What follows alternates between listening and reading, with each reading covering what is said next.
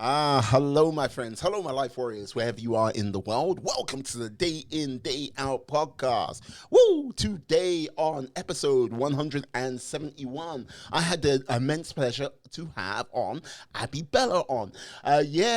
She is a comedian, actor, and yes, a creator.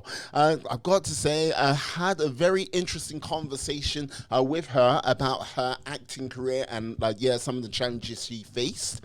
We also we got quite heavily into a conversation about body positivity as well. Got to say, yeah, some real sort of insights which came out of that. And yes, we got talking about, how can I put it, her dating life here on Earth and beyond. All I've got to simply say is this show is going to be a treat. So sit back, enjoy, and yeah, please remember, subscribe, follow, do all the things that can help this podcast grow. It will be much appreciated. So enjoy the show, have a good one, and yeah, see you soon. Peace. Hello, my friends. Hello, my life warriors, wherever you are in the world. Welcome to the Day In, Day Out podcast. Woo! Today on the podcast, on episode, oh my Lord, 171, I am very privileged to have Abbie Bela. She is, how can I put this? She is an actress, comedian, and creator. And let's just say her dating life is slightly out of this world. Abbie, how are you today? I'm doing great. Thank you so much for having me on the show. My life's a little colorful these days, even though the weather is dreary. How so is your life colorful? I date a lot, I would say. We'll get to there in a moment, but not right now. But yeah, you are an actor and comedian. How long have you been in the game of acting, may I ask? Not that long. I came back to acting after a long break. So I came back to acting in 2019. I trained for a little bit. And then I kind of came to London in 2020. A month before the first lockdown. So I'm your lucky charm, UK people. Well, so you're trying to say you brought it with you? That's what I'm trying to say. Not really, but maybe. Who knows? Okay. So yeah, okay, I understand. So with regards to acting, so like you say, this is like you came back to it. So what were you doing before? Like what took you away from acting? Like common sense, I guess. Most people don't like acting is the most horrible job you could ever find because it's constant rejection. It's a lot of emotional turmoil, and you're never working. You're always working as a waiter or as somebody, something else, waiting tables, you're doing some other job. So I ended up doing psychology. So I have a BSc in psychology. I love psychoanalysis. I'm very into philosophy and things like that. So I ended up doing that. But I did that in the UK. And when I was at university, we had the first Tory government, not to make this super political, but I mean, not the first, but like the first, like the one that like the first time they came into power, and because they're still in power now, right? So the Cameron government came into power in 2010, I believe. And they changed the funding system for people like me because I'm foreign. So I lost some of the opportunities. So I went to Argentina and I ended up teaching English there for a long time. Argentina, hi. Well traveled, I hear, right? Okay, Yeah. Argentina. That's fascinating. What did you get from your sort of travels in Argentina? Because look, I have a friend, he has gone all over sort of South America, and he was like, yes, South America. He wasn't so much on edge. He said you had to be alert to all your sort of goings on. I don't know. What was your experience? Yeah, it depends on where in South America you're at. Argentina, like if you're in like I was in Buenos Aires, so it was like the big capital, the main city in Argentina, and that's super tame because I went to university in Manchester, and that was intense. like you had like that was you really had to be on guard. So when I moved to Argentina, at first I thought it would be like a little rough, like Manchester, but Mm. it was like a holiday compared to Manchester. I was like the most streetwise person there. It was incredible. Ah, yes. Look, put it this way, Manchester. That's where my lady comes from, and like, yeah, like how can I put it? I put it to the kin of, how can I say, Game of Thrones, a land of dragons and mystery. Yeah. No offense to the people of Manchester. I obviously love Manchester. Um, I have my education in Manchester, but it's rough. It's rough at night. What parts of Manchester were you going to? Because all I've got to say is, if like I was in the northern quarter and it was like perfectly fine, you're like going, well, like, what are you just going to like? Okay, like you tell the taxi driver, I want to go to this part of Manchester, the roughest part, and just like, yeah, it's like I'm gonna have to drop you off about 200 meters away. You got to walk in the rest of the way. No, I was like central Manchester, like all the like student neighborhoods, central Manchester. But it was just like it's just inherently rough. And I think it's like the drinking culture, again, not to like judge people in the UK, but like this is rough for most European people or like foreign people when they come here. Like it's dangerous. People get drunk and they get really dangerous. And I think that's like what was happening when I was there. We used to get like alerts from the university all the time, like, don't go in that park. And it was like the park by the university. Don't go there. There was an assault there yesterday at 5 p.m., like stuff like that. Yeah. Wow, like, well, you know what? I'm glad you survived your like epic ordeal in Manchester to get to South America and and beyond. So like with going, like, you've traveled a lot from what I can tell. You've like South America, USA, back here, and then some. Like, what would you say is been one of your greatest lessons you've learned on your travels? Strangers are kinder than you think. Ah, how Yeah. so? I've been helped out by people. I travel by myself. I'm like, just like a pedestrian woman out there traveling single. And nothing super bad has ever happened to me while traveling or while being in like a different place. Even the French like me when I go there, which is like, they think they don't like look down their nose at me or anything like that. So I think it's about like the spirit you bring to it as well. Like if like you have to be alert, but you have to be open enough to let people in, because a lot of people have helped me. People have bought me tickets when I was like lost. I couldn't like get a ticket because I didn't have the right card. People just like help me out, especially in South America. I think maybe that's a little bit of a friendlier place than here. Hey, no, it's all cool because like this is the thing. I have to agree with you. When it comes to sort of traveling, like people Yeah. are a lot more friendlier than you actually expect. Because back in the day, I used to like work for a telecommunications company for the maritime industry. So basically, Interesting. yeah. So I had to book my sort of meetings over in Europe, get on the flight, and like, I was going back and forth from like the UK to Europe on a regular basis. I have no idea how many miles I did, but there was like one time I was like literally out of the country for about 15 days. So it was like, running up and down, going like here, there, and everywhere. And I've got to say, people have been incredibly friendly when I did do that. And like, yes, I learned a lot along the way. One of the things I would say, which kind of threw me, I was in a small Norwegian town, and like, I met this guy, and he was like, yes. He goes, yeah, you need to lift back to the airport. I was like, yeah. He was like the only brother in this town. And like, him as and me coming off, he was like, must have looked at me and went, discovery. I'm not alone in this town. I was like, no, I'm going to the airport, man. See ya. But yeah, he hooked me up, give me a lift. I was like, yeah, really nice, really nice. Yeah, I do wish to travel a little bit more, but now that things are slowly coming back to normal, yeah. So this is the thing, like you're a comedian as well. How did you get into the realms of comedy? I was just born funny. You It's just like comedy follows me. I can't shake it off. ah.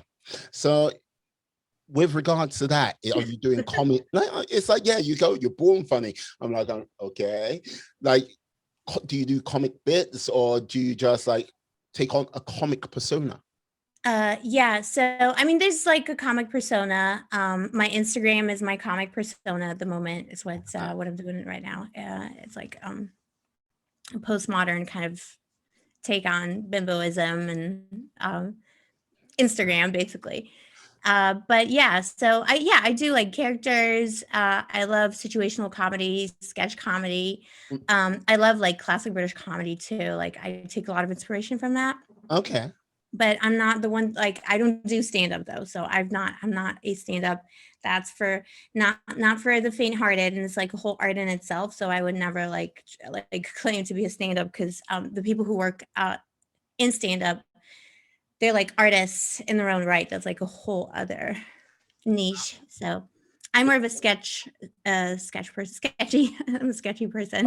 I, oh, you might be a sketchy person. I don't know. I'm sure I'm going to find out over the course of this conversation. Hmm. It's like, yeah, because like this is the thing. I got to say with a number of people doing stand up and everything like this over the course of the last 16 months, it has Mm. been somewhat of a challenge, to say the least, for many a Yeah. person, with sketch comedy. And like I would say, there has been a real sort of takeoff out on the world of TikTok with regards to that type of situation, like sketch Mhm. comedy and everything like this. Like, are you on TikTok yourself? I am on TikTok, but my TikTok's dead. Like I don't like it's just not like nothing I can get like 100 views per video on TikTok. Like they just decided that's like they don't put me out there. So Like this is the thing. I would like sketch comedy is like, yeah, that's the place, that's the home for it at yeah. this present time. I mean, yeah, I think it was though, like maybe a couple of years ago, but now because everyone's on TikTok and like when the lockdown happened, like every Tom, Dick, and Mm, Joanne like got on it. So now it's like it's harder to like break through the algorithm. okay, okay. Yeah. So with regards to your sketch comedy, is it a case of now you're doing things independently yourself, or you like getting together with groups of people and like getting that comedy out there? Yeah, yeah. Sorry, I interrupted you there. Yeah, I'm trying to start like getting together with people physically again. Although with the Delta variant, like everything's so confusing and up in the air now as well.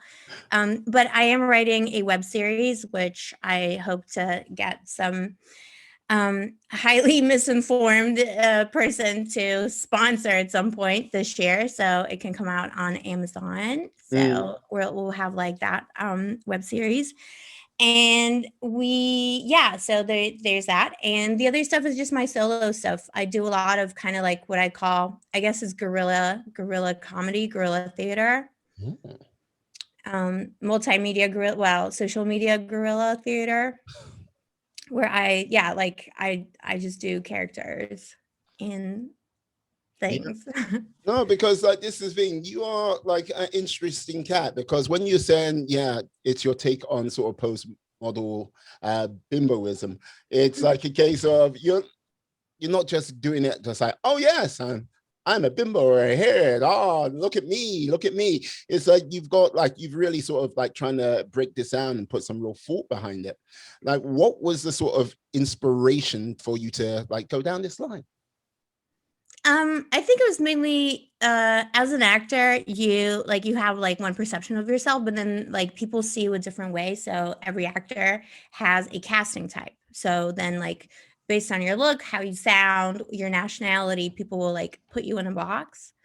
And then that's like the roles you get. So in every country it's different because people see people from different countries differently in different places. Mm. And in the UK, that's kind of part of my casting type is, like a rich bitch.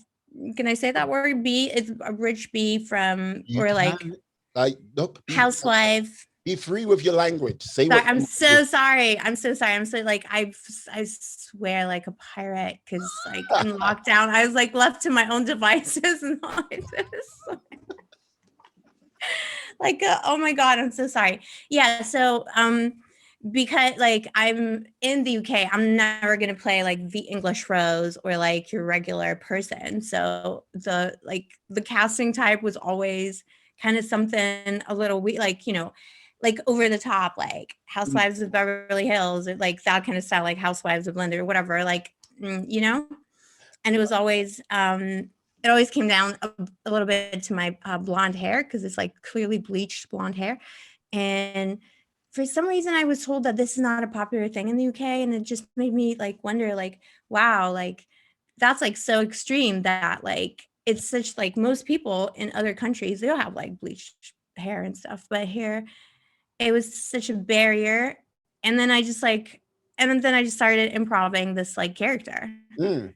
How like all these like, like the character on my Instagram is like, yeah, it's like bimbo-ish, but it's also a little bit scary. And she says a lot of like feminist stuff in between like bimbo thoughts. And it's just, I encourage everyone to see it and follow me on Instagram.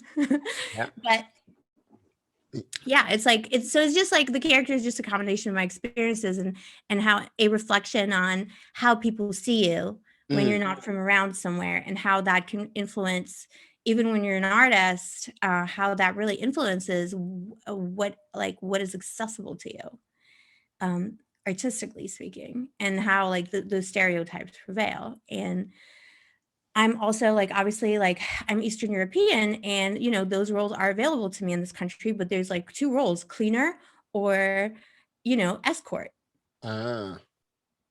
preferably one from the street. That's like the stereotype, and that's what I was told by people in casting. Like people in casting, don't get it twisted. Those people in casting are, how can I say, they're sometimes very special when it comes to their Oh intelligence. no, but that's fine. Like, but see, I don't mind that, like, because it's like, it's my job. That's how it works in casting. I appreciate that. But it just made me wonder how like we have all these, like, people talk a lot about diversity, and like it's like, on show, especially now, because they feel like they're compelled to say it. Yes. But actually, when you like get into the details, like something as simple as that, like just disclosing that I'm Eastern European puts me in that a very specific stereotype that I can play. And that has like a weight on what, like, look at like mainstream media in the UK. Like, do you know any, like, Eastern European people are like the biggest, like one of the, I think the biggest, something like that. It's like a major um, uh, uh, ethnic Contribute. minority here. Yeah. Yeah. And do you know of any character that's not a cleaner? Well, Or like this is the thing I would say when it comes to sort of Eastern European characters appearing on like television, sort of British yeah, TV, it's kind of few and far between. And yeah. like this is the thing when it comes to sort of leading ladies in Mm, UK. Now there is a most definitely a type. Okay, it's normally between 5'5" to 5'8", like mm, brunette, and around about a size like 8 or 10 athletic build or like something like that. And it seems like it gets churned out quite a lot here. If you just take a look at most of the sort of female leads which come out of the UK and go into Hollywood and stuff like this, yeah. yeah, it's between five foot Yeah, eight, you're right. like 5'5" to 5'8". Yeah. Yeah, you're probably right about that. So anyway, but I'm not like bitter about it or anything like that. But I do like, I think it's interesting. And I think these like British actresses like get it too. Like it's interesting how these like narratives of, what is acceptable and what is mainstream, or Mm. what is like watchable, always kind of infiltrate, like especially into women and women's lives and women's careers, always a little bit more than they do with men. Maybe, I mean, maybe that's like an overgeneralization, but it's like there's like a lot of like, it's kind of like a violence is done to you constantly, people. And it's not, again, like I'm not like speaking against casting directors, because I know loads of wonderful casting directors and they're all amazing. They're just trying to do their job, like that's Mm. what the market wants or whatever. But you can't really scream diversity on Twitter and then be like, yeah, but like you can only play escorts, like you gotta, like you can, you like if it's about diversity, then you need to like start breaking through those barriers, right? Yeah, I hear you. I hear you. And like, this is the thing. About a month ago, when it was Pride Month, I swear it was about a Yeah. month ago. Now, look, what magically appeared on every shelf and everything like this? Like, okay, look, I can't even go, it's gay Christmas. It's like, it's corporate gay Christmas. It's like, Yeah, of like, course. we wave the flag. We like, yeah, we really care about you. And like, it's like, okay.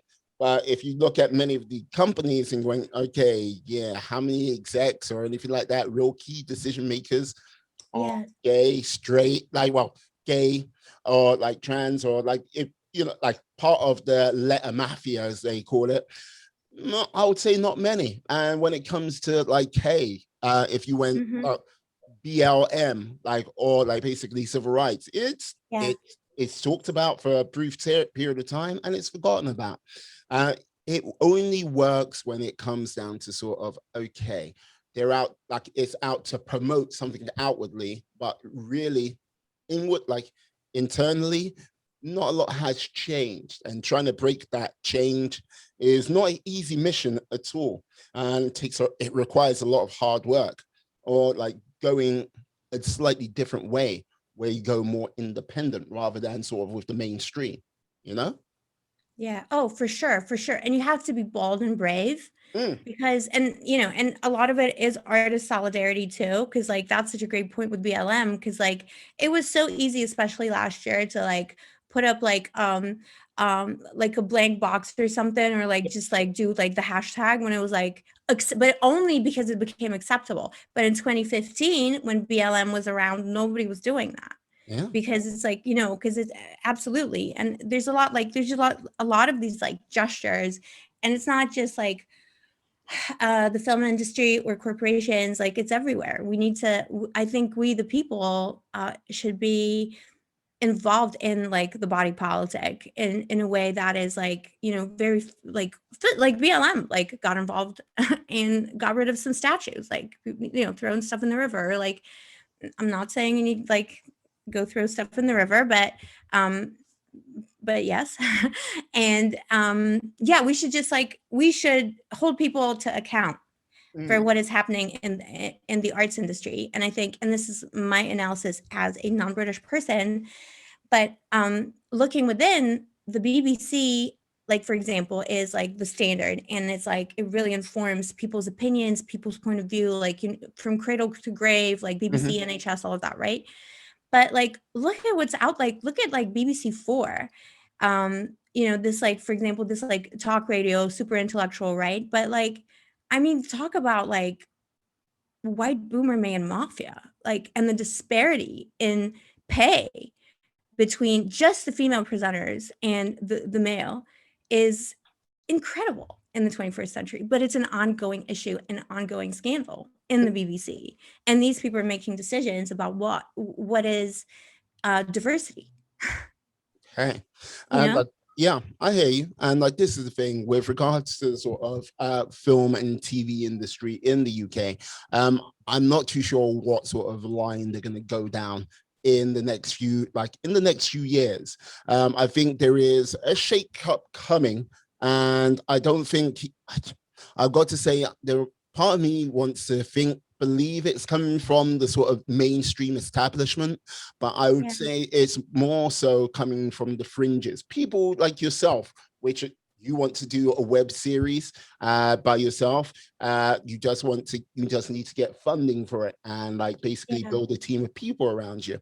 And like, this is the thing, I would say you are not the only one. I think with this 21st century, there's a lot of people out there looking to sort of get out there and make content themselves, like sort of like free of the shackles of the establishment. I like, and really sort of like, yeah, push the envelope in Yeah.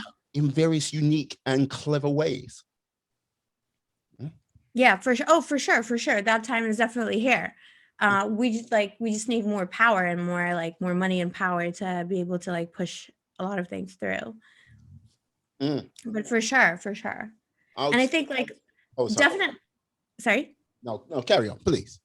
I think definitely like establishment media know this, and like that's why they're always like it's like they don't like that. They don't like people on YouTube, they don't like podcasting, they don't like any of that because Yeah. they know that it's like it takes away viewership like completely. Like so few people watch like television, actual television. Mm. Because like this is the thing, like you have been, how long have you been in the UK for? Because where do you originate from originally? Oh, I'm originally from Poland. Mm-hmm. And I was in the UK between for like until 2013. I was here for like 7 years, 7 long years.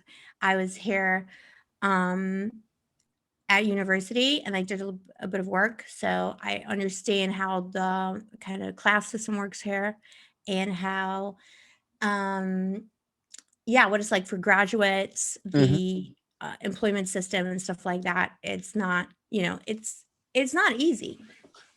No, and like this is the thing for someone who comes from a different country, yourself, Yeah. it's like of course it's not easy trying to sort of assimilate to a new sort of culture, like a new sort of thinking at times, which is different to what you're kind of used to when you first came over, and then like trying to get into the realm of acting. And look, I don't know how many places around the world you've like, you know what I mean, gone through the whole process, Yeah. because the UK is considerably different to the United States. Did you try acting in the United States or? I was too young. I was like college age, so I didn't do any professional acting. But I've always been doing like funny scenes and improv and part Mm, of groups and stuff. So yeah, for sure.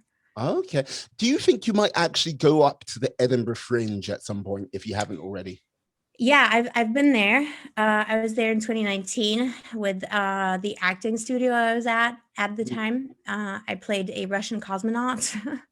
I was like, yeah, I was like in this play where it was like 7 women playing 1 woman or something like that. It was like one of those.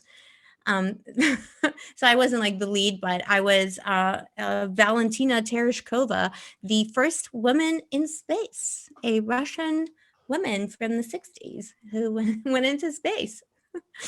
Outstanding, outstanding. How long were you like in that show for? How long did it manage to stay in the Fringe? For the whole fringe. Oh, for the whole Fringe. For the whole, Okay. It's like, yes, in Russia, we go to space. No, it's like, yeah, that was a whole. yeah, it's kind of like that. Yeah, we were like giving out leaflets that was like, "Hello, come see my show, please. It's funny." It's like, people are like, okay, okay. Oh, damn. So, like, this is the thing. Like, do you think when things get back to properly normal, 2022, fingers crossed. It's Yeah, like, yeah. Do you think, yeah. yeah. Yes. Do you think returning to the Fringe or doing something like that will be on the cards? Yeah, I'd like to do a one-woman show at some point. Like, I think all women want to do a one-woman show at some point. So I think that's definitely on the cards. I might do it in London as well, though. We'll see what happens. That will be more about my dating, probably, and things like that, because that's funny. But yeah, I'd love to do the Fringe. I'd love to go back to the Fringe, and I'd love, yeah, for us all to be able to go back to the Fringe like it was before, but we'll see. Mm, We'll see. yeah, I hear you. I hear you. What I have to ask this, like, Mm, if there was somewhere you could like a a, a trajectory for your yeah, acting career to go in the next 5 years, what would yeah. be sort of 2 or 3 things you would love to achieve in the next 5 years as an actor? Oh, well, I mean, I'd like to play Richard III. What? Okay. No, no Yeah. jokes. Yeah, Yeah. I'd love to be Richard III. I love that play. Okay. Um, and I love Richard III. He was like the actual Richard III, because he was a well, he's much maligned, and like Tudor propaganda made him out to be a child killer. but he was actually a very good king. When he was briefly king, he gave people a lot of rights, and he was the first king who gave people a lot of rights to, for example, go to court and demand justice if they were just peasants and didn't have like any money and stuff. So he did a lot of like democratic stuff. So he was maligned because he was a socialist. That's my story on him. Richard III. That's so good. Okay. It's like, I can see that. Yes. My name's Abbie Bela, and this is my version of Richard III, the socialist. From one according to his ability to one according to his need. So yeah, that's my version of Richard III. But yeah, I actually love that play, and I would like to do some serious drama because, again, I think in the UK my casting type tends to be not very serious, but I'd love to do some serious stuff. But for my comedy stuff, I'd love to have my web series do well, and I think my greatest dream is to do a comedy scene with Christopher Walken. I know this is like super random, but a comedy scene with Christopher Walken. Christopher Walken, yeah, because Christopher Walken does so many, he back in the day he used to do SNL all the time. Right, yeah. He's like super funny, and he's like some of the funniest stuff I've seen is like with Christopher Walken in it. I was just like, that would be, if I could define success, it would be if I could write a sketch and Christopher Walken would be in it with me together, and it would be so funny, and that would be like, it's better than an Oscar. Yeah, I have to say no, with regards to Christopher Walken, like the funniest scene I've ever seen him in. Now, I was there with my friend James, and like we were in this cinema called the UCI in North London. Like we recently came back from America. We both met over in America as camp counselors, and I was like, yeah, we must see a film. We went to see Pulp Fiction, and yeah, I cannot even go into the whole story of the whole watch. All I've got to say to anyone out there, yeah, watch Pulp Fiction or search it up on Google, and yeah, the watch scene. Like, I literally had to stand up because I was in so much pain from laughing. You know what I mean? I was like, oh my God. Like, yeah. The scene is only about 3, possibly 5 minutes at most, and I was literally on the floor. I was like, yeah, so much pain, so much joy from one scene. Yeah, that's how I remember Christopher Walken. So like, yeah, that's all it takes. 3 minutes with Christopher Walken. Wow. Genius. Be careful how you phrase that. 3 minutes with that can come across all kinds of wrong. I'd take the 3 minutes if it was Christopher Walken. I'd be okay with that. Okay, no worries. It's like wink winks. Arsenal. Yeah. Just putting it out. I think he's married though. Like he's not not a floozy. It's like he's not a floozy. I hope. It's like, oh yeah, love it. So okay, Richard III, like comedy series, and a scene with Christopher Walken. Like, okay, liking that a lot. Now, I have to ask. Now, you mentioned your dating life. Yes. Yeah, go ahead. Now this is the thing. Now, okay, how can I put? There are many things ladies say about like the gender I'm part of in the whole dating realm. Like they come up with many colorful names indeed. Like snake, dog, son of a bitch, that bastard. I want to kill him. Like, yeah. Freaking arsehole. Yeah, many a thing which is said. Now, what would you say with regards to your dating life? What would you say about the fellas you might see? On Earth. Well, look, well, you know what? You've breached the whole new realm right there when you like with the whole statement on Earth. Well, yeah, let's just stick to those people first. And what I'm gonna say is obviously no offense, present company accepted and all that. Not all men, hashtag not all men, not all men, not all men. But I think when I say this also like everyone laughs because they know it's true. And men are trash. Oh, how dare you? It's like, how dare you?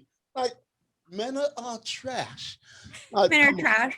No, not all men. Not all men. Obviously, like some of my best friends are men, right? Like, I'm not like anti-man.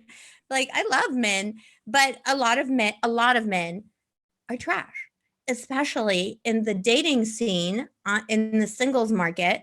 The trash men specifically are attracted to it, like pigs to truffles or something. Like they just can't help themselves. So the pigs come to the truffles in the dating scene, and the men are especially trash. They're especially trash. Now, so I'm gonna have to delve deeper because it's like, yeah, pigs, they're like truffles. That's like going, okay. So with regards to say I have to ask, with regards to your sort of dating life, Yeah. like here, there, and everywhere, planetary based. Like here on Earth, let's just say. Like, so what has been kind of like your sort of what has been one of your war stories from your dating life, would you say? Oh, there's so many. Oh my God, like so many. The main one though is forgot he was married, but that's like so many. Like the statistics don't lie. There's so many. Tinder is really bad for it, but it's not just Tinder. A lot of people are in relationships or separated, but the like wife doesn't know kind of thing. Like maybe he's separated 9 to 5 when he's at work, but he's married at home, like whatever it is. So many. And so many people like in weird like situations, like, maybe they still live with their ex and it's like not, or they have kids they forgot to tell you about, or yeah. Something like that. No, like that's pretty trash. Cause it's like, because I don't even mind him. I don't know this guy, right? So when you first meet someone, like it's irrelevant to me if he's a good person or not, but it's like almost like forcing you to commit a crime of ethics because you're making me cheat on your wife with you without knowing it, It's like, right, I see. Like this is the thing. I would say with regards to like I have been out of the dating market for like quite some time. So like yeah, with regards to sort of the whole realm of dating in this crazy 21st century topsy crazy world. Like look, I was speaking to a gentleman called David Chambers, like, and he basically helps gentlemen like improve their sort of dating prospects, like helping them work on themselves. Now, he was talking about like, yeah, many of these dating apps like Tinder and stuff like this, that which let's just say if you're a lady on this, you've got like, yeah, it's like the ratio is like 4 guys to every 1 lady. It's quite mental, it's quite mad, and all trying to vie for your attention. And yeah, some of like most of the peak guys which are successful have been kind of, taken or whatnot. And the ones which are not so successful, they still need to work on themselves. Would you agree with that type of statement or whatnot? well, it depends on what you're looking for on these apps as well, I think. Like, because like, yeah, I mean, I know it's like, it is like, it's a war zone. Like Tinder is like, I think it's more than 4 to 1, but it doesn't matter because like I've been hearing this complaint since like online dating started like in 1981 or something, like seriously, it's not the ratio, it's the stupid remarks, it's the non-committal highs, it's like the pervy stuff, the weird stuff, the negging, like there's like, like all these like pickup artist tricks, like they try and be like funny and flirty and be like, oh, you're like whatever, like It's just so sad. It's sadness. Like I read these messages and I feel sad for humanity. I don't like it's not attractive. It's not the ratio. Because eventually a woman will find the time to read it and she just doesn't like you. And you also have terrible pictures with like loads of children in them and stuff. Like, there's so much. Like you don't have to work on yourself that much. Just like work on your profile and learn how to spell. you don't ask for much, just a literate man, a literate single man. Yes, not even fully, but just like let the computer write it for you at least. Like just show off a little bit. Can you just string a sentence together? Do you know what the meaning of syntax is? Come on, help me, help you, help me, help you. Okay. Yeah. But this is like a social thing, because I think a lot of men have a lot of confidence that women don't get instilled in them from like an early age. So I know a lot of my it's not like obviously like female, non-binary or anyone that's like in that like feminine sphere. Right. These kids, they just don't have the confidence. Like women have a lot of like the feminine energy has a lot of self-hate and a lot of like girls take a lot from guys. Far too much in my opinion, like from like what I can see, and they're just a little too understanding and empathetic. If someone's like rude to you, you just delete them from the database. Why would you be okay with like a waiter being rude to you or like disgusting? Why are you okay with some guy on Tinder doing that?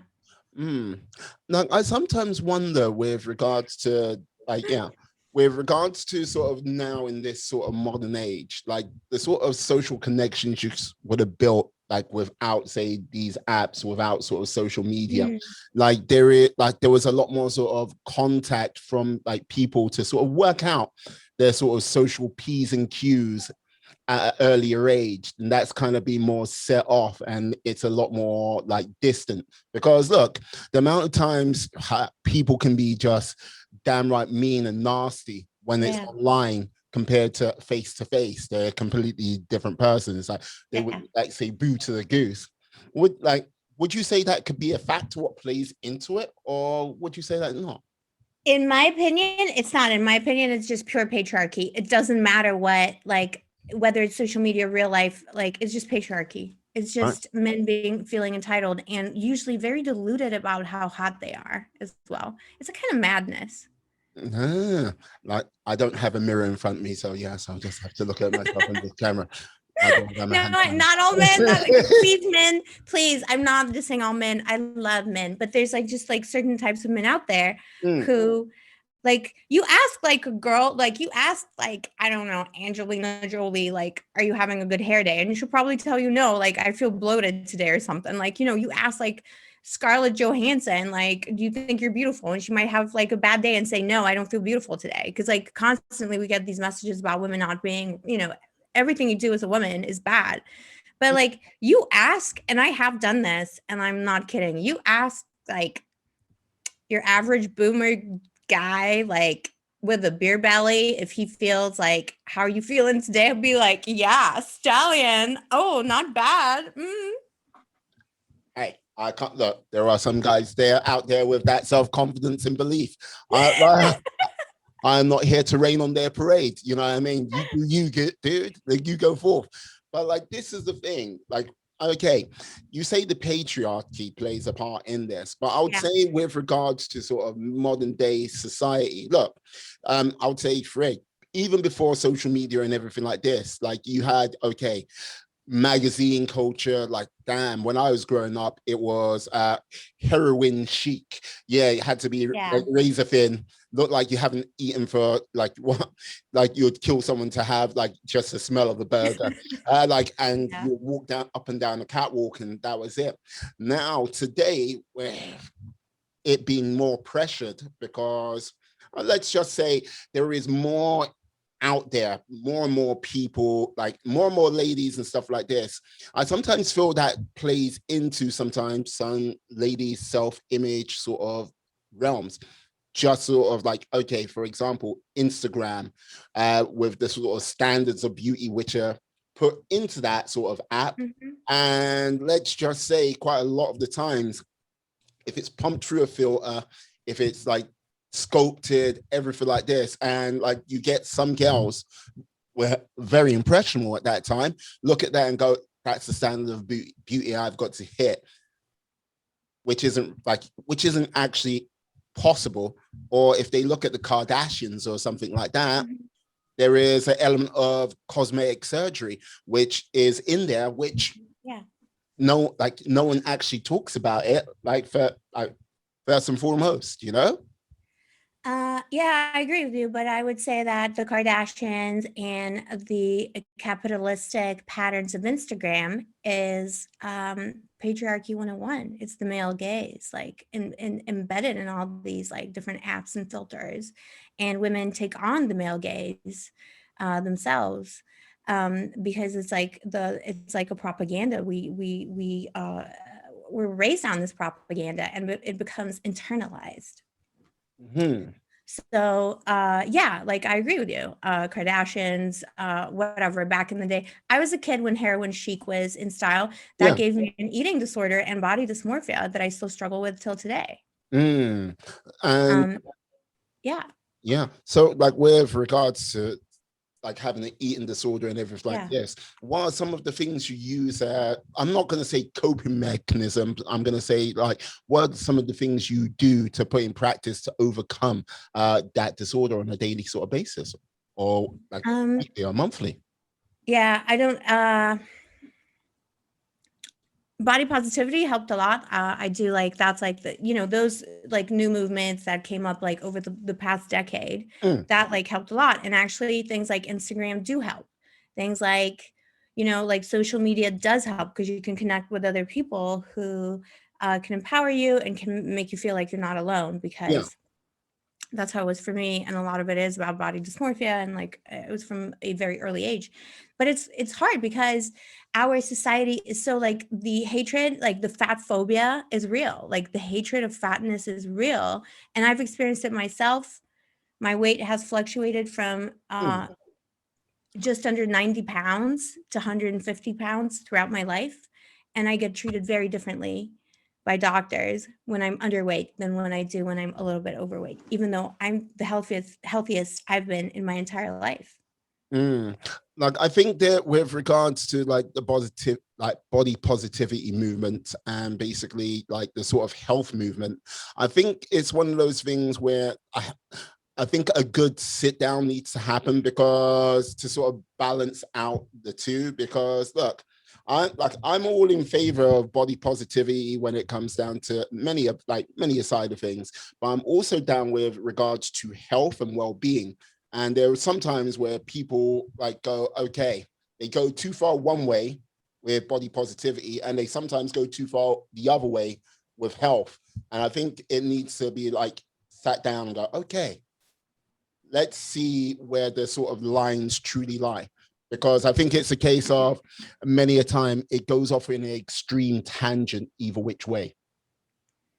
I'm going to respectfully disagree with you. I think that's like the internalized fat phobia speaking, because it's this immediate assumption that like there's a binary difference between health and body positivity, that the two are exclusive, and they're not. That's the point of body positivity and body love, self-love, body acceptance, is to be healthy, is to come out of the cycle of yo-yo dieting that a lot of people are in, and that causes all kinds of chronic conditions that people aren't even aware of. Body positivity is about loving and taking care of your body, not starving your body, for example. It's not like the opposite of exercise at all.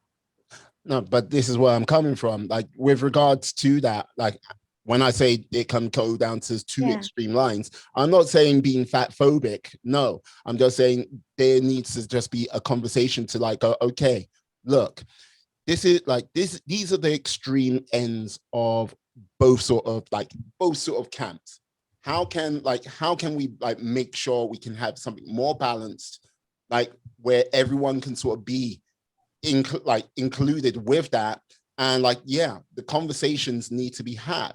Because like this is the thing, if in some places, in some rooms, if I like mentioned like health and well-being, it's like I'll get shouted down being like called fat phobic or anything like this. Or if I went to some other rooms and I went, look, man, look, body positivity, like, no, and I'll get shouted down for that. And like the whole thing is, while you've got people doing extreme things, like with these extreme thought patterns on the, I'm talking on the deep fringes, those conversations can't happen and make things better. Like, because I am a strong believer, advocate for conversation. Conversation is the most powerful thing you can do. It's one of the most powerful things you can have in this world, where like good ideas can flourish and bad ideas can like wither and die. Without it, it is, the world comes a much more harsh and dark place. Because look, there are many things which need to be talked about, but in this world today, no one's doing the talking because everyone gets really entrenched into these sort of deep camps. And with that sort of deep entrenchment, all what happens is when the conversation needs to be had, when things can be truly made better, they get shouted down. They like, it gets dismissed and nothing improves. In fact, things start to get worse, bit by bit, day by day, week by week, month by month, year by year. That's where I'm coming from. Sure, yeah, absolutely. I've been like taken down by the body positive. There's like a faction of in body positive people. I like, part of my problem with TikTok is I got like reported so many times for making a TikTok about my about being Miss Piggy, and how it was like I made a TikTok about like, because I'm body positive. I was like, I've had my journey. I'm a US size 12, which is like a UK size 18, 16. I don't know. Okay, yeah. But like, and I made a TikTok about like, oh, like Miss Piggy is my ancestor, because I like, you know, like, you know, like when I'm having a fat day, I just remember that like, you know, you need to be strong. Like that's how I cope with it. And it's like, I'm a comedian, and I had like the like eating disorder mafia as well, like saying like, you can say those things, it's triggering for eating disorder people. You can like, basically you need to shut your mouth because your eating disorder is triggering my eating disorder, and you're not allowed to you're not allowed to speak on your experience because it's not how I want you to speak about it. And it was like, those are the worst kind of people, like shame on them. And a lot of them are kids on TikTok, so I'm obviously not talking about them, but I'm talking about the adults who do that too. Yeah. That's disgusting. You're silencing survivors because it's not what you, it's because it's not about you, because it's not what you want to hear, because it triggers you. Don't be you cannot be on social media if you have an active eating disorder, and every time someone says Miss Piggy, you get triggered, you need to leave. You know what I mean? So yeah, I do believe people like need to, we need to calm down and like be able to have actual debate instead of crying all the time. But at the same time, I think with body positivity, I think what people don't get that I wish they understood more is when you say things like women, gay people, whatever, right? Like people understand that this is a special class, a community of people who have experienced oppression and hatred for a long time, and whose health and safety have been compromised because of who they are, right? And I think there is a resistance in the mainstream to understand obesity, for example, or people with like fluctuating weight, health problems, things like that, that they are also people who experience extreme amounts of stress, lack of social mobility, discrimination in the healthcare system because of what they look like. Often they can't even control it because there's a lot of like misunderstanding of science about obesity or overweight, and like how it actually works, or what your set point is. You know, like some people are just larger, some are not, whatever. But I think there's just like a resistance to understanding the oppression against like plus sizeness or fatness as something that's highly destructive. And something that causes social consequences for people and prevents them from advancing in their jobs, that prevents them from having opportunity. It is like one of the last bastions of that understanding of diversity, I think. Well, like it might be one of those last bastions, but it's one of those things. If the conversations can't be had how can people truly understand if like the conversations, like if there can't be any sort of positive movement in the right direction? But Which, why should gay people try and persuade you that they have a right? Like, you oh know what I mean? Like, no, why no, should no, like, this is not about persuasion. It's about, look, through the conversation, it's a case of, yeah, mhm, you can get your perspective of life, what's going on with you. And it's not about persuading anyone, it's not about justifying anyone's existence. It's about, okay, look, this is what I deal with on a daily basis. This is yeah, how my life is. This is like some of the challenges what go through. And like, you know what I mean? Like, I'm just laying it out here. And if these people, like when I say, if these people can have these conversations, and when I say these people, I mean everybody, like yeah, it'll give a yeah, clearer understanding for people to mhm, like be able to go, okay, I get that. And look, when these conversations happen, by all means, not everyone's going to be able to get it. Not yeah, everyone's going to be able to care about it. But if you're talking about, yeah, 1, 2, 5, 6, 10, like I mhm, understand that. And like they talk and like, yeah, they have another conversation about, yeah, I yeah, was talking this to this person who was going through this in their life. And then like you're like, okay, that might affect another 1, 2, 5, 10 different people. And before you know it, you've got a nice little movement going there, which can like pull things in a better direction. Like, I don't know, like to say a right direction, I don't know what is right, what is wrong with some things in this world. It's hard to tell, because when you look at it through one perspective, you see one thing. When you look at it from another perspective, you see another. And trying to get that all clear sometimes isn't easy without the proper discussions what need to be had. sure. But you could say the same thing about women's rights, looking at it from like a man's perspective in the 19th century. Like, oh, fair point, women shouldn't have voting rights. You know, like there's like a limit to how much of a perspective someone can keep putting on me, because that's like the whole point of body positivity and like fat liberation and stuff. But I do agree with you. I think with body positivity, most people don't realize how much oppressed they are. Like even with their like straight size, they're probably like they're constantly getting these messages about not enoughness. They have to like diet, they have to exercise, you're this, you're that. Like the NHS is like doing all these like weird things about how they don't want to treat people if they're obese. There's a war on kind of like natural health in people.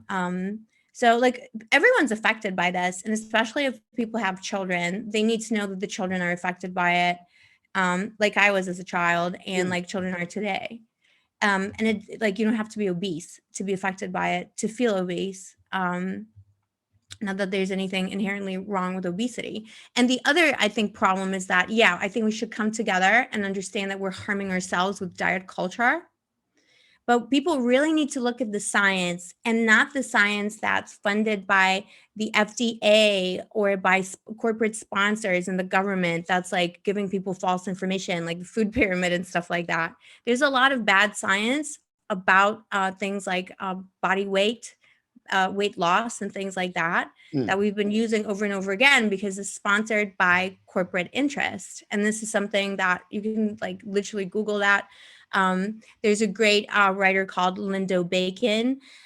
They've been writing about this for many many years, and they were there when the FDA changed, like in the 1990s, when they changed the obesity, the weight for obesity went down a few notches, and overnight like millions of people woke up obese, and guess what, like cash cash cash, because like all these people wanted to lose weight. What do? You sell them the diet. Mm. So there's like there's all kinds of like political and money interest in what we understand to be health, and there's some really great science out there about health and about like weight, where like we know for a fact that like you can have the same diet and two people will be like, you will eat the same thing, two different people will have like different weight, different health outcomes, different like, you know, weight loss outcomes, stuff like that. And myself personally, I have a thyroid disorder. I take medication for it every day. I have to take it for the rest of my life. Your Mhm. thyroid controls your weight. My weight fluctuates all the time, like for no reason. Partly because, I mean, mainly because of that.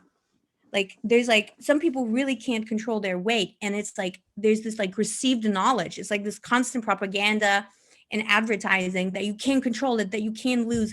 The outcomes for diets, like diets are like, I can't remember now, but it's something crazy. It's like diets are 98.99% ineffective. That amount of people will rebound from the diet throughout the course of their life, and they will not just rebound, but they will put on more weight as a result of dieting. Yeah, because like this is the thing. It's diets are, how can I say, they are temporary lifestyle changes. If it was a case of to be like fit and healthy, it's a like continuous lifestyle change. It's like, okay, that's what you used to do, and now this is what you do now. For like, okay, now one of the TV shows which when I first started watching it, I loved watching it. It was like, oh, I was enthralled by it by a number of different seasons. But like, yes, like the reality of it is the show is the devil incarnate. The Biggest Loser, the American Biggest Loser. Okay, now they encouraged extreme weight loss. Like they had people working out anything from 10 to 12 hours a day, like really pushing themselves, like basically like people were starving themselves. And like the majority of people who won, like winners off of that show, they put the weight back on and then some. And it to such a point where they've wrecked their bodies so that they can't regulate their weight properly ever again. And I look upon shows like that and go, oh, because when I was watching it in the beginning, I was like, yes, I was all in like Flint. I was like, yeah, oh my God, yes. Oh yeah, look at the weight loss come off, everything like this. But the reality of it is like, yeah, it was a wake-up call, and I was like, okay, yeah, you can't be doing this because no one has 10 hours a day if they've got a 9-to-5 job to do all of that. And it was like, right, no one can do all of the working out you're talking about and the eating restrictions and everything like this, not without nearly kill themselves. So like, this is the thing. That is what I'm talking about, the extreme on the other end, where it's meant to be healthy, but it's not healthy. It's just a little bit crazy on that side of things, which some people really put themselves through, you know? I think that's true for most diets that people try. Most diets, like any diet, like studies show, like I cannot say this enough, scientific study, actual science shows that every time you try and diet, it's a big trauma to your system. Your body hates it. Your brain is like, what are you doing? Like, stop it. It's like anathema to everything that we're like created for. And it causes all kinds of horrible things to your body regulation, your hormones. It can cause further hormone fluctuations and extreme stress. It's like a trauma to your body. Yeah. It's like an injury. And like the small, like a 2-day diet, like no donuts for me today. Like it causes like all kinds of horrible things to you. And if you persistently do it over and over and over again, you will, like, a lot of people today are walking around thinking they're super healthy, but they're doing incredible damage to their body through a diet cycle, through trying to, like, I'm going to try and get lean and whatever. And they do these like extremely restrictive diets. And I don't mean by extremely restrictive, I don't even mean The Biggest Loser. I just mean eating, like, for women, less than, I don't know, 1,800 calories per day. That's like extremely restrictive. And that's on the when you sort of get into in the sort of realm of that sort of calorie deficit, you're talking, you're going into the realm like, well, if you're doing bikini or like fitness, like bodybuilding type realms. But I've seen it kind of, not all, but I've seen a lot in my sort of time where it goes from one extreme to the other extreme. And like, I always sort of like go with the more health rather than sort of like, okay, be healthy where, like, whatever you do, be healthy over one, like, don't go too extreme on one side, don't go too extreme on the other, but be healthy. Sure, but the point is that you can't, like, the point is that someone like me, for example, I come from a history of eating disorders and restriction. And I also have like autoimmune conditions. So like the more like, I'm going to die young if I don't stop. So, you can't, like, it's better for me, healthier for me to be obese than it is to be underweight. I'm not telling you to be underweight or anything like this. Like, look, No, but you're saying one extreme is as bad as the other. And what I'm telling you, medically speaking, it is much better for me to be obese than to be underweight currently. For my health, to live longer, I will live longer if I were obese than if I were underweight. yeah, but like this is the thing. Like to me, I look at you and I go, yeah, you're not what I would say. I go, oh yeah, you're not overweight. What I would simply say, I'd look at you and go, right, yeah, no worries. You're just like a natural, like weighted lady. For others, like people might go, yeah, you're over. No, but like to me, I like go right. And with regards to your sort of medical condition, everything like this, you're doing like you are doing the best job for yourself. You know, like you know what is healthy for you. And I'm not here like going, you know what? Okay, I want all of you out in the field, running up and down, go, go, go. No, I'm just like, I go in a field. I go in a field. Oh, but I'm just saying, be healthy for you, and that's the way I see it these days. Like if you ask, like when at the time of The Biggest Loser, when I first started watching that show, I like yes, I'm most really like going, yes, that's right.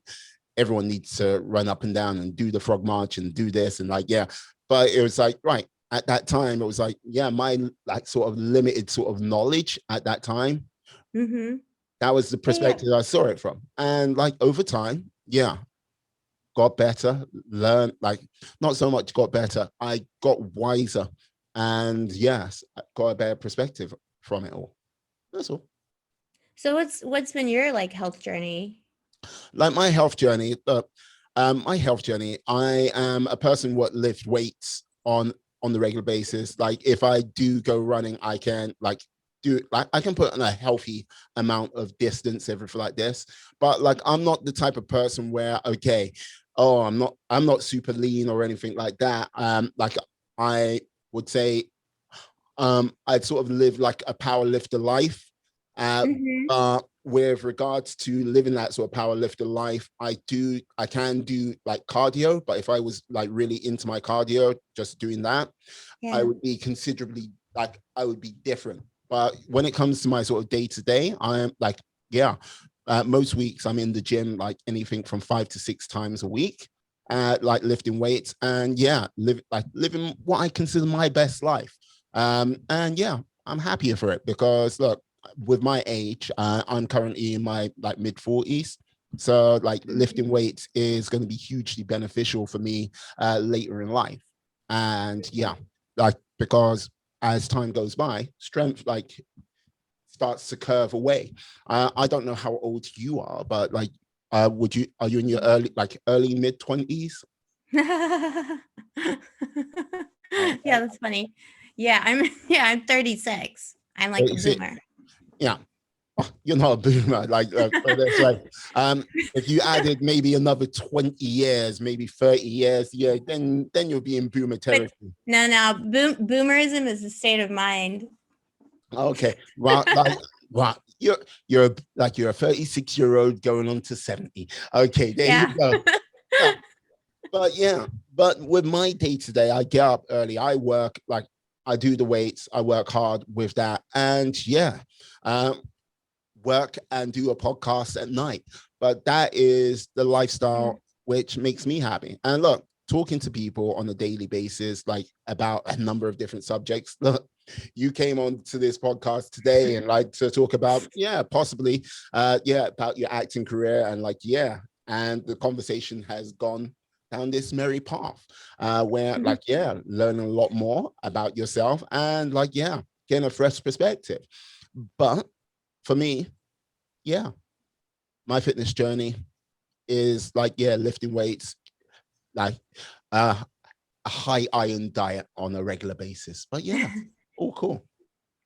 That's really important. Like, like your iron, all your like supplements and like minerals, that is like key to any kind of like health. If someone's like in my opinion, in my experience, I think that's something we overlook a little bit as a society. We don't focus enough on that, but yeah. Yeah, no, I hear you. Now, to take this off of this lovely tangent we've gone The on. my body positivity propaganda. Uh, But yeah, it is important. I think everyone should just love themselves and like love life and stop listening to other people's opinions, because other people's opinions are irrelevant. If anyone's listening to this, they're feeling down on themselves, maybe they don't like their hair or their nose or whatever, like just love yourself. Who cares? These people don't know any better. People are stupid. Someone tells you they don't like you, like, okay, stupid, bye, boomer. Wait a second, don't buy boomer. You just said you're a boomer. You're like 36 going on to be a boomer. You can't like, bye boomer. Oh wait, that means you're one of my people. What is that? Come on, girl, come on. Boomer to boomer is bye-bye. Just like as you unwrap a boiled sweet. Well, it's like, well, boomer, you need to get out. It's like, was it? Oh my God. I'm just putting it out there. There's like kids out there, they're like, someone's criticizing them, just say like, just call them a boomer. Yeah, okay. Yeah. Yes. It's like, Abbie. That's what I got to say. I'm like, Abbie. Yes. Like, oh my God. It's like, yeah, just call him a boomer. You're like, wait a second. It's like, well, it's just like, yeah, it's just like, you know, like, don't call me, you know, if someone calls you fat, just call them a boomer. Like, just call them some random thing that's just gonna like, not, they don't even have to be a boomer, just call them a boomer. Okay, no, yeah. It's like Karen, you know, because like, it's like boomers like, you know, complain about like, you know, millennials and like, yeah, well, people being happy. So say, okay, boomer. You know what? Yeah. Well, you know, I've already got the title of this podcast. like, actress, comedian, boomer. There you go. Yeah. Medieval literature class analysis and fat phobia. Well, hey, it's like, yeah, healthy lifestyle, boomering, and yeah, alien abduction. I don't know. You know what I mean? So many things, things. Like, oh. Yes, the abduction. Oh, look at you. That's like, the induction. As we enter a nice little segue. It's like, so, yeah. Here I am. Sipping my water through my pink straw. Yeah, indeed. So I have to ask now, with regards to your dating life, I don't mean here on planet Earth, where, like, how can I say, where the pigs with truffles like shuffling around. Like, there's so many things. Like I should be offended for my own, like my own gender here. It's like, yes. Like, yeah. You've met these people. You know who I'm talking about. Look, they are fine, upstanding men, like one and true. It's like, yeah. So no, I know you are, but like, you've met these other, like, you've met these guys, you've met these people. Once again, thank you. Your check will be in the post. Thank you. I appreciate it. No worries. Do not try to cash it. Like, I never do. Yeah, no problem. Like 2023, then yeah, think about it then. 2023. So when, like, what made you go from here on Earth to intergalactic? Oh yes. So men are trash, and so men are trash. Okay, men are trash. And it's like funny. So on my Instagram, before I started doing my current Instagram skit thing with bimbos, I was like just like randomly putting stuff up. And I did this one sketch on TikTok where it was about how, you know, it was like this like mock like commercial, like, hey, like, are you a woman? Like, are you an Earth woman? Is Tinder dating getting you down? Like, are men trash? Like, why not try alienabductions.com? Like, anything, because anything is better than a date with a man, even some alien probing. And aliens are better at dating. I didn't even say it. It's like I'm probing where? I'm not even alone. I'm a gentleman. No, carry on. It's like, carry on. Oh my God. But it's like, like seriously though, women really relate to this message of like, are you a woman? Or like, maybe you're non-binary, whatever you identify as, but like, are you a person who has to date Earth men? And are you tired of it? Would you like to try something else? Well, like, it's like men are so trash. Even an alien abduction would be better with experimenting on you. Even that would be better than dating Earthmen. So that was my joke. And I kind of left it, and then I kept on going back to it because it's funny, because it's true. And then I got like into aliens a little bit, and I thought like, I'm gonna date an alien from space. Okay. And I'm gonna go to the British tabloids, and I'm gonna tell them that I'm dating an alien from space. Okay. It's like, the way you're sitting there, you're saying it, you're like, I'm gonna date an alien from space. You're like, wait a second, wait.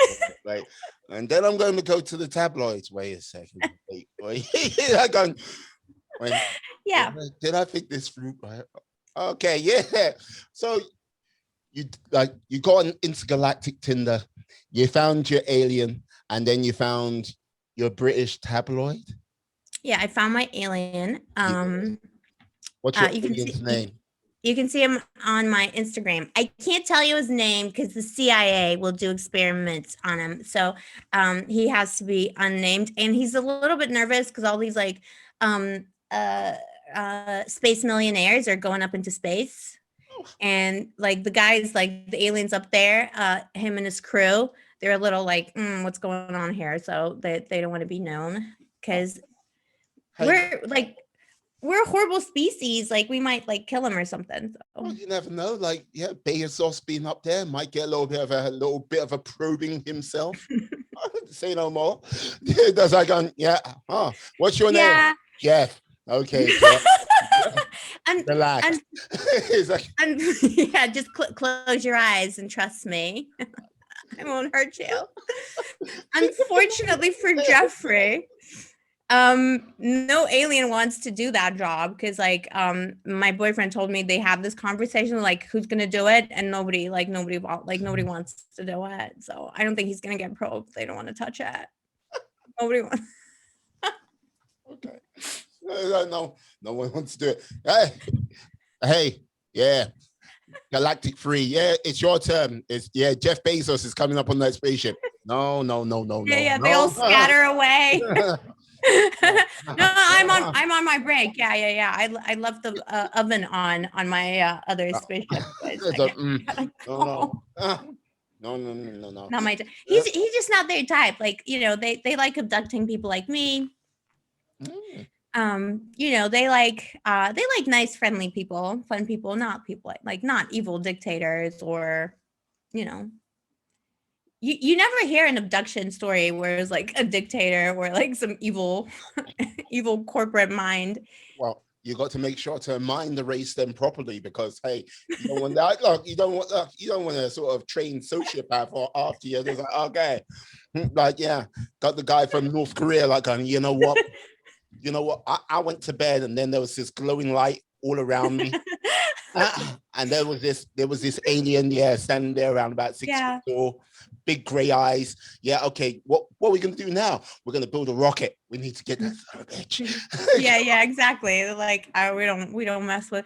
They just because we're so violent, I feel like the aliens see us as just not worth it. Like because my alien boyfriend is dating me, like it's considered dating down. It's super taboo because we're obviously not considered to be very smart because we're trying to destroy our planet in more ways than one. So they think him dating me is like very like low on the taboo. Yeah. They think it's like weird, but they accept it because it's true love.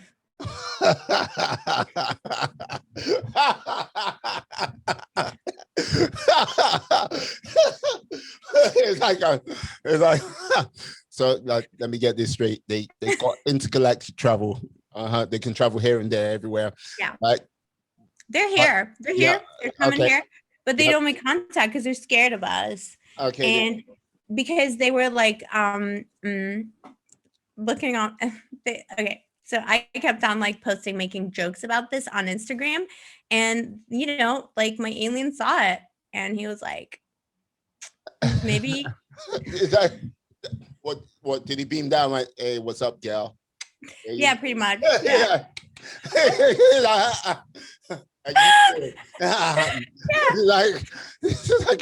Yeah, you don't know love until you met the guy who's hung with E.T. You know what I'm saying, babe? Yeah, exactly. It's like once you go green, but like so he once you go green, you're totally unseen. There you go. Yeah. It's like look at the beam.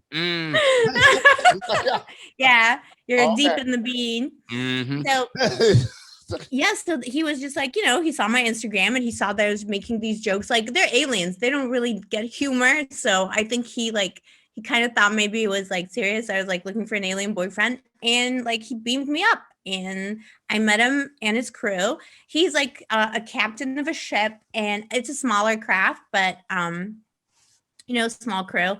So I already met his friends and they're really nice. So there's like single people out there who are into men, tired of Earthmen. He, like my boyfriend, he's got friends. I can hook you up. You got the intergalactic hookup. I got that. Yeah, for real. Gal, you don't need yourself a Homo sapien. No, forget that. No, you need to get out there more. And when I say get out there, I mean get out there. Go beyond, baby. Go beyond. Yes. That's the next stage for women. It's interspecies dating. Wow. Interspecies dating. Like, you know what? Oh, I like that. That's like, he was a space dog. Some of the yeah. Broke my heart. He had some type of hive, like 4,000 kids. I don't know. It's yeah. But I could because he can really play the game because he's literally like light years away. So you'll know, like, it'll take you 2 million years to like see like what he's up to. So, but see, the good thing about him is that he doesn't because he's an alien. So they don't get these like petty little, they don't do that. They just, everything is telepathic. I see. Everything's telepathic. Like spiritual and telepathic. Yeah. I see. Everything's spiritual and telepathic. Everything. Mm-hmm. Yeah, everything. But like it's like everything. Okay. But let me just say the beam is very big. I'm sure it is. It's like big and all things right. There you go. There's no disappointment here, because see, this is the problem with Earthmen, is that there's a lot of false advertising. I'm not even talking about the ones who are like disappointed. Like, I'm not even talking like romantically, because like there's all these like dumb guys on Tinder who are like, yeah, I have like a really high sex drive, I'm looking for like, no strings attached, whatever. And then they advertise themselves as such. And then when you actually look at the goods, it's like Trump University. Like, you got swindled. Okay. You're like, I don't need no Homo sapien human. Trump University friggin' standards. Look at your Trump University profile. Look. Yeah. It's all orange and fake hair. What the hell? Yeah. It's all, well, no, it's just like false promises. Like all these like sex crazy guys out there. It's like, it's all talk. Yeah. But like, this is the thing. not all, hashtag not all men. Not all men. So I love it. But like, say if there was a young Earthman out there, what would turn your head? What would they have to be? Like, look, obviously, like, they can't maybe compete with a giant beam. No one can. Well, it's simply out of this world, I'm sure. Yeah, it is. It's cosmic experience. I'm sure it is. It's like, yeah, mind shattering, or it's like you're out in heaven. among Yeah, the it's stars. heavenly. Makes you feel like an angel. Like he is like an angel. Um, yeah, it's like whatever you get on Earth, like imagine that like times 100,000. Well, you know what? You're gonna have to. You need to keep this under wraps because if you keep telling us, like, there's gonna be some other young lady, but hey, alien guy, look, show me your. Yeah, but I'm not worried because my alien loves me. So it's like he would never do that to me because unlike Earthmen, aliens don't lie and cheat. And they have respect for women. You But sure there's about more that? aliens out there. Yeah. Oh, yeah, for sure. There's like loads of aliens out. There's like an alien for like every girl will get an alien. We just need to, open our minds to it. And obviously, it will be sad because Earthmen will die out. But I mean, all I've got to say is like, I disrespectfully disagree with you. No, I'm not dying. Die out. No. It's like, no. so Like, yeah. So at this no. It's like, So I'm no. not advertising it. Exactly. So like just like you can thank me later, but I haven't been telling people about it. Like not everyone is like, to like the women, they don't all need to know because like you guys will all die out. So I'm doing you a favor. I will see. I will see. And you know what? No. Mm-mm. No. No. No. Like, no. Yeah. No. Gonna be around forever, baby girl. Ever. You can't mess with him. It's I call it the Alien Woman Alliance. We're taking over the world. Okay. Good luck with that. So you're based in East India Dogs, are you? Okay. Yeah. Send me Yeah. Oh yeah. Yeah, people can. That's where the spaceships come, so you can just like just hang out by the DLR. This has descended into madness. Do you not sometimes feel on the DLR that you are in a spaceship because it's like so like weird? Well, like this is the thing in that part of London. Like that part of London is just strange entirely because you go through east, like you go through like the Isle of Dogs and stuff like this, and then you come into this weird city of the future, which is like the Wharf, and you're like going, okay, and it's completely removed from everything around there. So it is like this weird world of tomorrow. Yeah, it's kind of apocalyptic too, especially like with lockdown vibes. When it was super like empty, it was kind of like ooh, like ghost city. Oh, I can only imagine what Canary Wharf was like because like this is the thing, Canary Wharf normal times doesn't matter what time of day you go. If you want to get there super early in the morning, it's busy. Like from like basically 6 o'clock in the morning all the way up until 10 o'clock at night.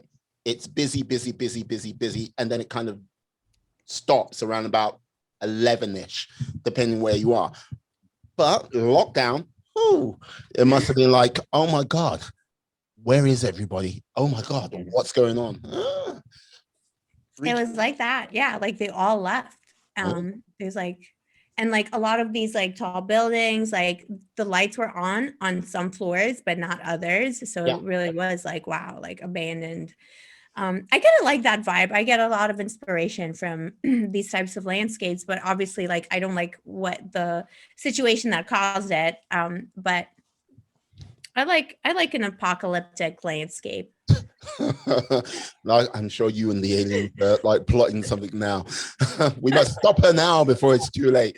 No, we're too much in love. We just like we order pizza and we do Netflix and chill and stuff like that. Okay, Netflix and chill, huh? Okay. Yeah. Say no more. Yeah. He like translates telepathically because like because the main point about my alien too is that why I love him so much, is because he doesn't speak at all. So because he's an alien, so he communicates telepathically through like his mind with my mind. So he doesn't say words to me. Therefore, he can't go wrong because he doesn't express himself and his thoughts like Earthmen do. Okay, so let me get this straight. your idol man is a man who doesn't actually say anything, but expresses Yes. himself through his thoughts, which are not words, but more sort of gestures and feelings. And feelings, yes, and tingling feelings. Am I wrong? Is it wrong? I don't see like look, if this is wrong, then I don't want to be right. Hey, look, I like tell me this.